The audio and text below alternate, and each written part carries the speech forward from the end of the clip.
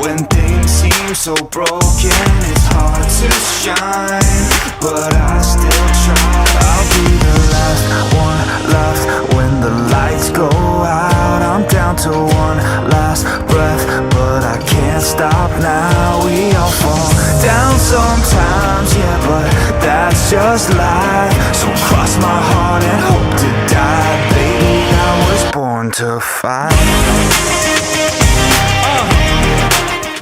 Okay, welcome to another episode of Stop Chatting Shit, Let's Get Fit. I'm James Bacon, the Body Fix Coach. On today's show, I've got another coach with me. Now, this lady has been working with myself for quite a while. She's amazing at what she does. But I'm going to let Anne introduce herself. So, Anne, how are you today? I'm fine, thanks, James, and thanks for having me on the programme.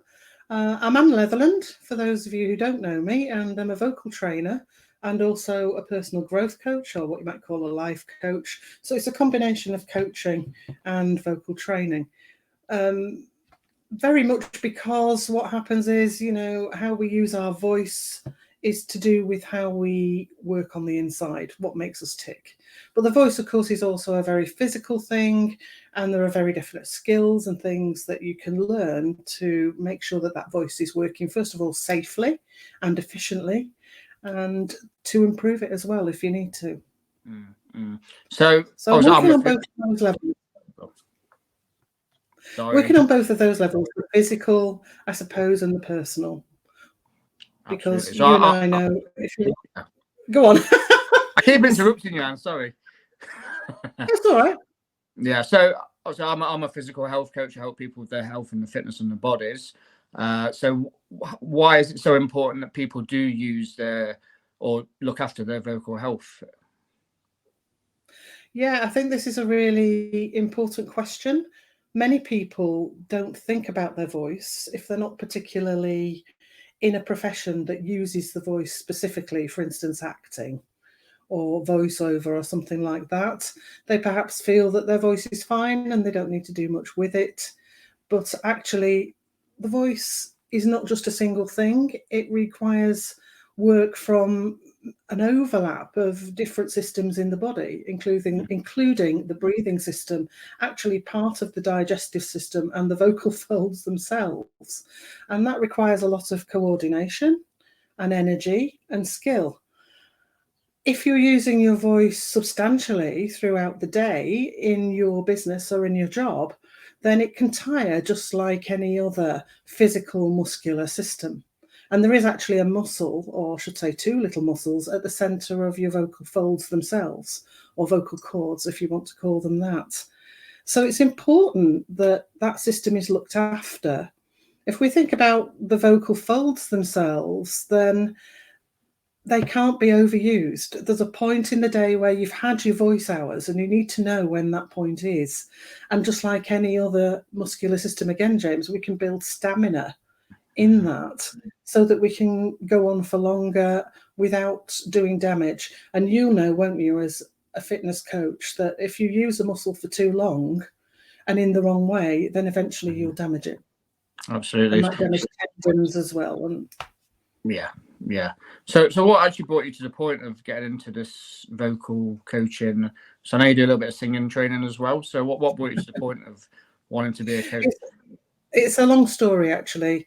I was a singing teacher, and I've done that for well over 20 years. But also, I'm a person who wanted to know how the voice worked, and that's what my teaching and training has always been based on. I used to be a scientist in another life many years ago, teaching chemistry and physics and some biology, and so there are good overlaps there for me. I like to know why things work. And what the reasons are. And as part of my work as a singing teacher, I came into contact with actors and other speakers, and I became very interested in looking at the speaking voice as well as the singing voice. And after a number of years now, I'm working with more and more business people and helping them to put themselves forward more effectively using their voice, if you like, looking at their voice in all its corners. Looking at the way they produce it, looking at the way they look after it, helping them with their confidence and how to bring that out into the voice. Because it's not all about obvious, how to engage people, how to really make it work. So there's a lot in overlap, I suppose, with the performance side of what I do with performers, with singers and actors. But obviously it's different because it's not an act. We're hoping for the actual person to come out through what they're saying and what they're doing. Yeah, I totally get it. So we've been working together for well over a year now, I'd say. Something like that. At least, yeah. And I used to struggle a lot with standing up in front of like groups, especially networking, and I just used to quite mumble a lot. But since I've been working with you, been able to project a lot better. And although I'm a bit of a naughty student sometimes, like you said, but you're a very naughty student. But then I'm a naughty student when I come to the gym to try and get with your help. So I should say that as well. You know, I can equally well let people know just how good you are at what you do, James. But it's an interesting thing, I think, with our bodies and the way we look and the way we feel. We have that motivation to do something about it. It's more obvious. We can see it. Yeah. You can't see your voice. No. As I've just said, it's an entity made up of a lot of different systems. We can maybe feel it if something goes wrong with it, and that's what happens mostly. People have something that goes wrong and they'll come to me and say, oh, I'm feeling a bit, you know, but what if we could not be hoarse and feeling a bit rough in the voice in the first place? What if you could sort that out so that it hardly ever happens? I mean, let's face it, if you're ill, it sometimes can, but if you're hoarse as a matter of course during the day, just because you've been speaking normally, then there's something wrong, really. And there are things you could do to stop that happening so that you don't lose productivity, you don't lose time, you don't lose the possibility even of a job, of a client. Yeah. And I know a lot of people spend a lot of time during meetings throughout the day, right? And a lot more time on Zoom nowadays, and it's just the same sort of thing, isn't it? It can just generally creep up on you throughout the day. Come to your last meeting at night time and you're like, and then it doesn't look good, does it? So no, absolutely. That brings us to the question of form. You know, when I'm doing my exercises in the gym, you'll say to me, form, man. Do it again, get the right form. And it's really, it's the same with speaking. During the day, sitting in front of a screen, if you gradually coming from here to here, then your voice is going to suffer, and you can hear it on me now. Yeah. And actually, all I have to do is sit up straight, and you can hear the difference. Yeah. That's not rocket science, but it's something people will push against. Oh, well, I can't help it. You know, it's how my body is. No, it's not. You can train it to be different. You can throw this back at me next time I'm in the gym. No, James. Absolutely. It's the same with people with bodies as well. They may say things like, oh, it's my genetics. And I'm like, it's not. It says people with poor posture say, oh, it's my genetics, or my mum and dad were like this. So then you think, well, there's plenty of things you can do to correct those different problems. And same with the voice, right? So shall we go into a few little tips or some? A few little tips. Okay, well, the first one is actually to do with postural alignment. Okay, so your voice box is here, everybody out there. If you want to put your fingers on your voice box, it's that gristly bit in the throat. For the men, you can feel your Adam's apple. That's the most prominent bit. The ladies, it's a little smaller and flatter, so you might find it more difficult to feel. But the whole of that is just slung from a bone under the chin, and that bone is called the hyoid bone. So how you sit affects how this behaves and how this responds. Let me give you an example. Here's the voice box. Here's the tube that goes down into your lungs. It's suspended here somewhere. If you bend your head forward or back, it's going to go with it. And it's a bit like a bit of washing machine hose with a box on the top, really. So let's do a little exercise, and you can all join in with me if you like. So what we're going to do is just count 1 to 5 and just do that in your usual way. You can listen to yourself here. 1, 2, 3, 4, 5. And then what I'd like you to do is just stick your chin forward and slump your shoulders and say the 1 to 5 again. You have a go, James. So I'm sticking my head forward. Do you want me to do the first one first, or? Yeah, do the first one and then do this. Yeah. Okay. 1, 2, 3, 4, 5. Good. Now stick your Do you want chin to put my hands up forward. again on this one? It's just so you can hear yourself. Yeah. 1, 2, 3, 4, 5. Good. Feedback to me on that. How does that feel and sound compared to the first one? The first one felt really clear. Slumped my head forward. I started to get a bit more tired towards the end of the count. Yeah, and your breath doesn't take the sound as far, does it? No. So actually that alignment's quite important. We could do all sorts of things like bending the neck, and folks out there who might be listening or watching, have a go at that and see the effect that it makes on your voice. Now, just to get that absolutely working top notch, I'm going to get you just put your hands at the back of the skull there and just nod your head a little bit like that dog in the advert, you know. Winston Churchill. And just feel that slight lengthening at the back of the neck that you get with that nod. And then 1, 2, 3, 4, 5. Off you go, James, again. 1, 2, 3, 4, 5. Good. Now relax down to normal. And 1, 2, 3, 4, 5 again. Sorry. 1, 2, 3, 4, 5. Very tired by the end of the 5, yeah. That's all right. There's a subtle difference in what you do. When you're taller, it sounds more present. Well, I'm in and a it short, sounds more so. balanced as a sound. Yeah. No, when I say taller, I mean when you've got that. I know. So yeah, first of all, your alignment's very important. Number 2, you need to get your breath connected with your voice in a way that's going to actually work for you. And this is an exercise I do with everybody, and it's more complex than I'm going to do now, but I just want you to make a ving sound. So that's letter V with your teeth on your lip. For those who don't like V, they can do Z, Z, or they can do Z like a soft J, Z, as in measure, really, that sort of sound. I'm going with V because it's my favourite. I'll let James do Z, but we'll go with that. And find your nice alignment. Make sure if you're sitting on your sit bones, the base of the pelvis. And we're going to have a and just let your tummy respond to that sound. Yeah, Zing. Do a few revs, James. That's good. It's not meant to be a lesson online, this really, honestly, folks. It's just so that you can see and hear the different effect, you know. Yeah.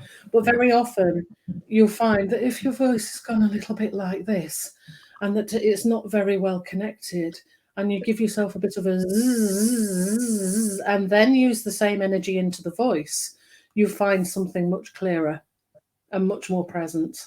And that's because it changes the way that the airstream hits the vocal cords and creates really quite a nice balance so that we can make that sound. Those would be my biggest 2 top tips. Get the alignment right, work with the airflow. After that, there are lots of other things we can do. We can work with opening the throat so that you're not squeezing. We can work with the body energy generally. You know, if your body has no engagement, no energy, and you're trying to, you can hear it in my voice now, I've done it. If I go all floppy, then my voice follows it. If I engage my body, then we get something completely different. Yeah. And that's true in the gym as well, isn't it? I suppose. Absolutely. James. Yeah, that's it. And we were talking a little bit about warm-ups before we went live, right? So when people come in for a workout in the gym, we have to make that warm-up very specific to what they're going to be doing. So for instance, if someone was coming in to do some weights, maybe a deadlift session or some squats, and then you stick them on the treadmill for 10 minutes, it's not really relevant to that workout, what's going ahead. So we have to get that body ready, warm up the right joints, get the right muscles firing before we start doing things, right? So I guess that's the same as vocal as well, isn't it? We have to do specific warm-ups. Absolutely, yeah. That's really, really important, actually, is that we have a general warm-up just to get the blood flowing. So for me, it might be riding around on the exercise bike, not that it goes around, but you know what I mean, for a few minutes. Get the blood flowing, get the energy up a bit. The and the checking the posture and the other things are part of that. And then you can move into more extended exercises, which will be very specific to task. So, for instance, if I'm training somebody to speak with a microphone in quite a big arena, it will be a different warm-up than if I'm teaching somebody who has to call out with their voice and really make a difference. They're not amplified in any way because it's very different voice use. And you might not think about that, but you know what struck me? I was at Burton Albion at the weekend because I was invited to one of the sponsors' boxes to have a meal. I'll give them a plug here, Smith Partnership. Thank you very much. Claire at Smith Partnership organised that, and we got to watch the match. But what struck me was there were two managers on the line there calling out to the team. Now, one manager was going in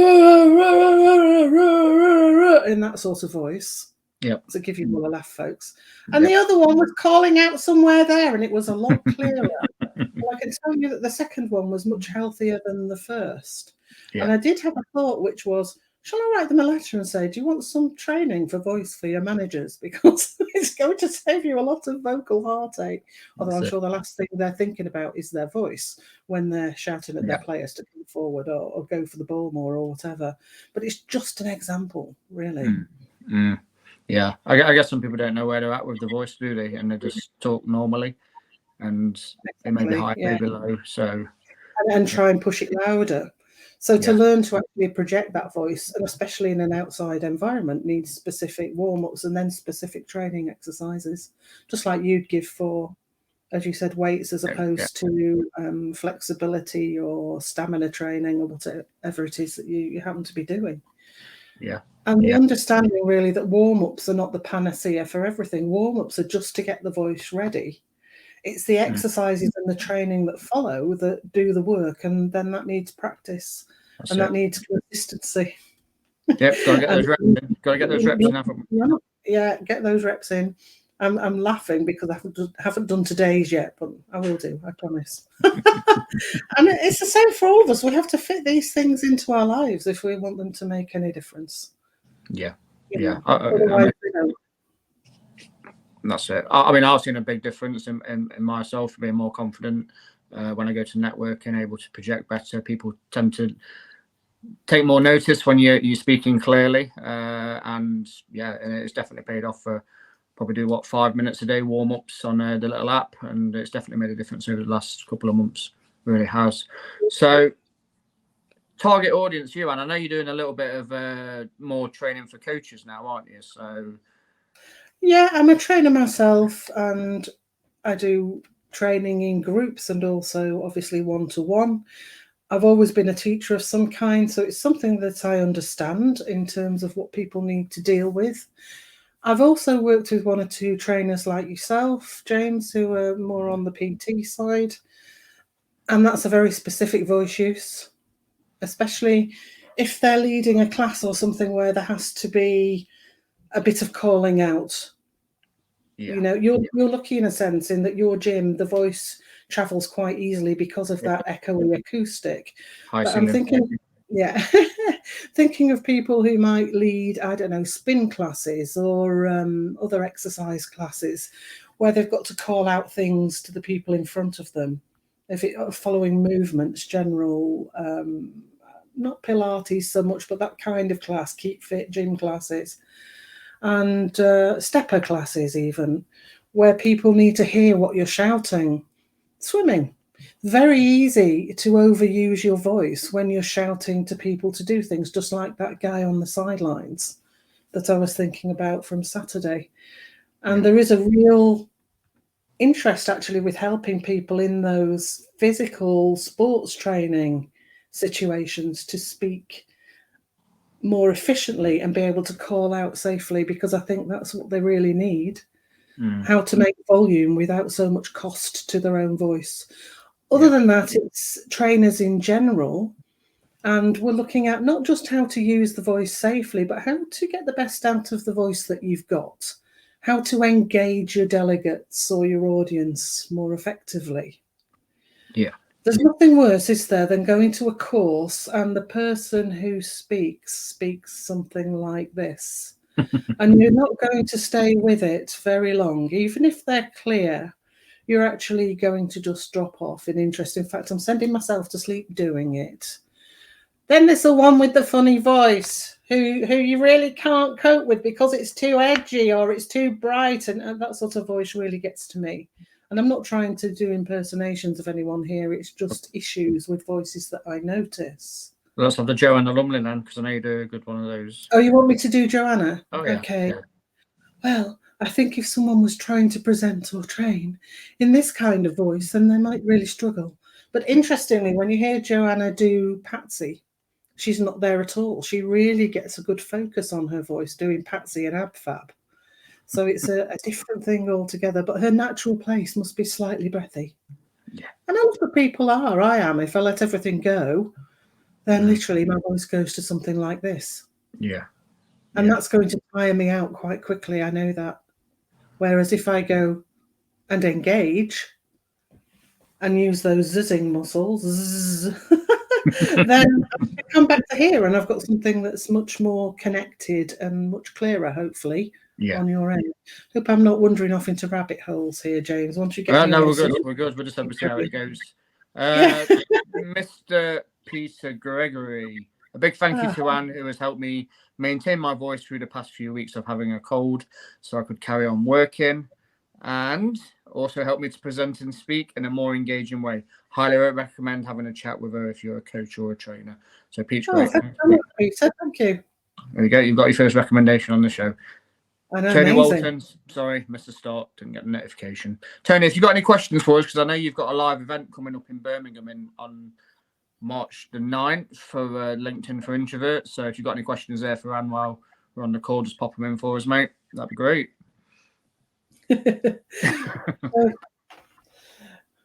Yeah, it's nice to get a live recommendation there, absolutely, isn't it?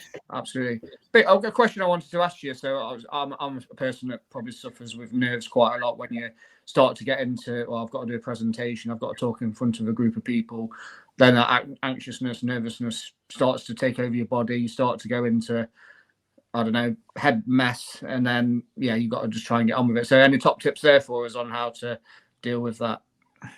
Sure. What's actually happening is that your lizard brain or chimp brain, if you want to call it that, the oldest part of your nervous system is kicking in and going, you're in danger, and there's sometimes nothing you can do about that. It just onsets. So you have to know a strategy for dealing with it. The first one is to be aware that it is just a natural response to the adrenaline that's building up in your system. And it's one of our oldest protective devices, if you like. It's normal to feel a bit worried if we're going to speak to a group of people. Again, go back to cavemen days. It's part of being the group. If you weren't in the group, if you weren't accepted, then you went off and you died because you were killed by a saber-toothed cat or something, right? But the trouble here now is that there's no saber-toothed cat to be frightened of, but our ancient brain still kicks in. All right, or we might be triggered by something that we've done another time that didn't go so well. That's a bit of a trickier one. But the thing to do is bring it back to the present. Now, there are breathing systems that you can learn to help to calm yourself down in these situations. Because generally, when the adrenaline is up and you're a bit nervy, it's rapid breathing, which makes speaking really quite difficult because it comes out a bit like that, yeah? Yeah. And I teach something called square breathing, which I know a lot of coaches do, which I might post a little tip up about very soon so people can see it. But what it does is it gradually slows that breathing down. So the minute the breathing slows down, the body gets the message, the danger has passed, I can rest and digest a little bit more. Something else that helps really well in terms of mindset, I've found, is to get people feeling that they can think beyond the event. So what you do is you look forward beyond the event, because we tend to obsess about what it is we're about to do. I've got to stand on the stage. I've got to speak to all these people. I've got to do whatever. What if they don't like me, etc., etc., catastrophize, saber-toothed tiger. So to get yourself out of that mental loop, what you can do is think, well, I've got a job to do. And after this, I'm going to future pace this. I'm going to take half an hour. I'm going to sit down, have a cup of tea, my favourite biscuit, or I'm going to go out for a walk, or I'm going to go out for a drink with a friend, or whatever it happens to be. And you promise yourself a little treat after the event. Not too big a treat, because we're all trying to be healthy, James, honestly. Wow. So the important thing is if you try this method, you have to actually allow yourself to have that treat, however small it was, cup of tea, ice cream, whatever. Otherwise, the next time your brain won't believe you. So it actually has to happen. Okay. And I've used this with performers as well as business people really well. Singers too, actually, if they get stuck with a top note, forward pace, past the top note. What's going to happen at the end of that song, at the end of the performance? What's going to happen at the end of your talk or your workshop or your training? Then you've got something to look forward to. Yeah. So those two things together can really help, I've found. Yeah. So forward pace and slow the breathing down. Slow the breathing down, square breathing. Yeah. So I'm sure people can have a look on your social media, can't they? Once they can. Yeah. I'm on LinkedIn as Anne Leatherland, and I'm on Facebook as Vocal Intuition. So I'll put something up there in the next day or so on that, so that you can learn. Yeah. Give Anne a follow. Have you got any events coming up soon, Anne, that people can book on, or any courses, or if people are interested? I've got something in the pipeline, but I'm not quite ready to let it out there yet. But it's geared towards trainers and helping them on a day-to-day basis. So we'll have a really nice resource coming out soon. It's called actually the Ultimate Trainer's Voice Planner. So keep a lookout on the social media for that. And I'm also offering, after the first download of this, a free one-to-one for anyone who actually completes the first part of the planner, so that you get a chance to talk to me and work with me. So that's my biggest thing at the moment. That will be coming out towards the end of the month, beginning of March, something like that. And then I can let you know what else I'm going to be doing. So I haven't got any workshops planned at the moment, but I'm sure there will be something coming up soon. Here's another message from Tony. Look. Okay, so I'm running a training day with Ed, who's been on the podcast a few times. Next month, one of my problems when delivering training is I'm not used to talking so much. I always start to cough. Any ideas how to overcome this apart from drinking water? Yes, absolutely. The cough can be a sign that you're just overworking your voice a little bit. And also that the mucus, which is on your vocal cords, is a little bit too thick, Tony. That can happen even with sipping water. So what happens with sipping water is it goes through the body. It's this systemic hydration. It has to go through the bloodstream and then be delivered to the tissues in your voice and in your breathing system everywhere else. So what we really need is for your vocal cords to feel or to have the quality that you would have of the skin inside your cheek. So if you just run your tongue around the inside of your cheek, that sort of moist feeling is what they need in order to vibrate properly, a bit like this, and stop friction and therefore mucus building up and getting thick and sticky. I'm sorry to say words like moist and mucus. That's how it is, for anyone. We need that mucus for those folds to work properly.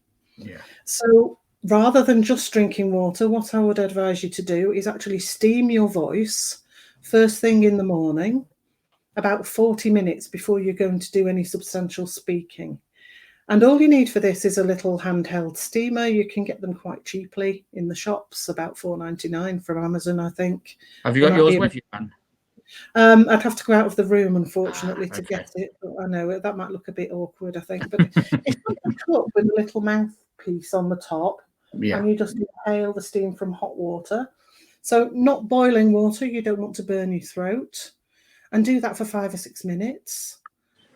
And that gets steamed down to exactly where you need it, so that those vocal folds will be better lubricated and they'll work better. Amazing. And then you could repeat that at lunchtime if you've got a gap before you're going to speak again. The reason you need the gap is that warming up the vocal cords, brings the small blood vessels and capillaries to the surface, and you don't want to rupture them by going straight into speaking. So it's a safety thing. Don't do it straight away. Steam, then wait. and then you should be fine. Other than that, it's a case of doing a bit of technique so that you're supporting the voice more effectively and learning how to make volume without pushing for it, if that's what you need, Tony. I hope that's helpful. He says nice, so that's good. Nice. Yeah. They're very insightful on that, wasn't it? Yeah, very good. I know that Peter had a lot of success from using the steaming. There are more expensive things you can get, which are even more effective. You can get nebulizers, which work very well if you're doing a lot of this. But I would say maybe get the little handheld one to start with and look at sorting out your technique a little bit before you bother investing in one of those. That would be my advice. Amazing. Thanks, Tony. You're very, very welcome. I like to make sure people are doing safe things. It's my raison d'etre. Brilliant, Anne. Yeah, so we'll wrap it up there, but just tell her. Oh, Pete says steamer has been brought for me. Okay. But yeah, obviously you're in Burton-on-Trent, where I sort of live. So, but people can work with you online on Zoom or in person, right? So yeah, lots of people work with me online. And it works very well, actually. I had a client the other day who came to see me in person after a number of sessions online. And I was really pleased to see that what I'd picked up about the voice, even over the speakers, had been quite accurate. So I'm quite happy that I can work online and help people, in case you're worrying about that. But I do that. Yeah. Brilliant. Okay, brilliant. Is there anything else you want to add, Anne, to the end of the broadcast, or are you happy with that? Just to say, if you're a person who doesn't think much about your voice, have a think. Do you run out of energy? Do you get hoarse? Do you get tired? And also think to yourself, is there anything you could do that would make your voice better so that you are more engaging to the people that you're working with, to your potential clients? The answer to the second one is nearly always yes, there is. Just like with the other muscles in our body, we can train them and we can make them better and we can make them more efficient. So the whole voice system can become better. We're not just stuck with what God gave us, what we might call our natural voice. Of course, there are limitations, different voices, different people, but we can nearly always make a difference and make things better in some degree with a bit of skill and a bit of training. Brilliant. Thank you very much, Anne. Really appreciate you coming on today. Again, connect with Anne on social media or go over to her website and get in touch with Anne. Thanks a lot, Anne. Really appreciate it. And I'll see you soon. Thanks so much, James. Thanks to you as well. Okay, bye.